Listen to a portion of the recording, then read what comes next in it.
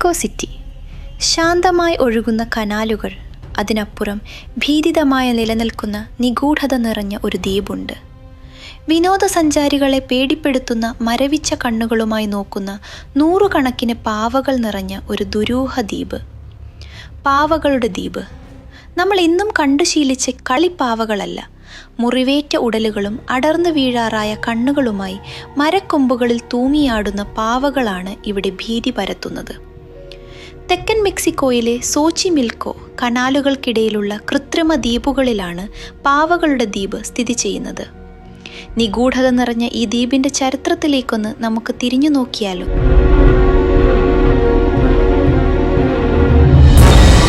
നാടും വീടും ഉപേക്ഷിച്ച് ജനവാസമില്ലാത്ത ദ്വീപിൽ അഭയം പ്രാപിക്കാൻ എത്തിയതായിരുന്നു ഡോൺ ജൂലിയൻ സാന്റരാന ബറേറ എന്ന കഥാനായകൻ. ഒരു ദിവസം ഒറ്റപ്പെട്ട ദ്വീപിലൂടെ അലയുന്നതിനിടയിൽ കനാലിലൂടെ ഒഴുകിവരുന്ന ഒരു പെൺകുട്ടിയുടെ മൃതദേഹം അയാൾ അസ്വാഭാവിക സ്വപ്നം പോലെ കാണാനിടയാകുന്നു. എന്നാൽ അയാളെ ആശ്ചര്യപ്പെടുത്തിയത് ആ കുഞ്ഞു ശരീരത്തോടൊപ്പം ഒഴുകിവന്ന പേടിപ്പെടുത്തുന്ന പാവയെയായിരുന്നു. ആ ആത്മാവിനോടുള്ള ആദരസൂചകമായി ആ പാവയെ അയാൾ ദ്വീപിലെ കനാലിനടുത്തുള്ള മരത്തിൽ കെട്ടിത്തൂക്കി. അതിൽ പിന്നീട് രാത്രികാലങ്ങളിൽ പെൺകുട്ടിയുടെ വിലാപങ്ങളും അടക്കം പറച്ചിലുകളും അയാളെ വേട്ടയാടിയിരുന്നുവെന്ന് ജൂലിയൻ പറഞ്ഞിരുന്നു.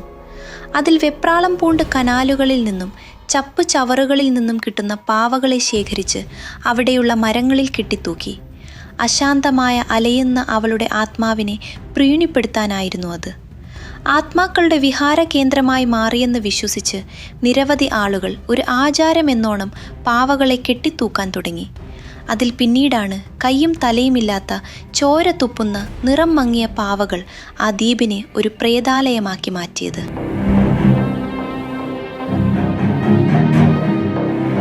പെൺകുട്ടി മുങ്ങി മരിച്ചതിന് ഔദ്യോഗിക രേഖകളൊന്നുമില്ല എന്നത് ഈ കഥയിലെ നിഗൂഢത വർദ്ധിപ്പിക്കുന്നു.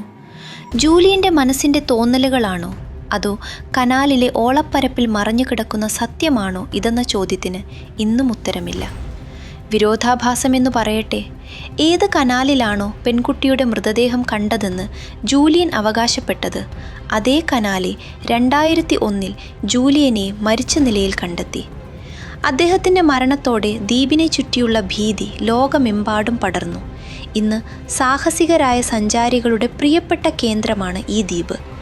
പരമ്പരാഗതമായ ട്രാജിനേറ ബോട്ടുകളിൽ കിലോമീറ്ററുകൾ സഞ്ചരിച്ച് വേണം ഇവിടെ എത്താൻ. ദ്വീപിലെത്തുന്ന പലരും അവിടെയുള്ള പാവകൾക്ക് സമ്മാനങ്ങൾ നൽകുന്നതും സ്വന്തമായി പാവകളെ തൂക്കുന്നതും പതിവാണ്.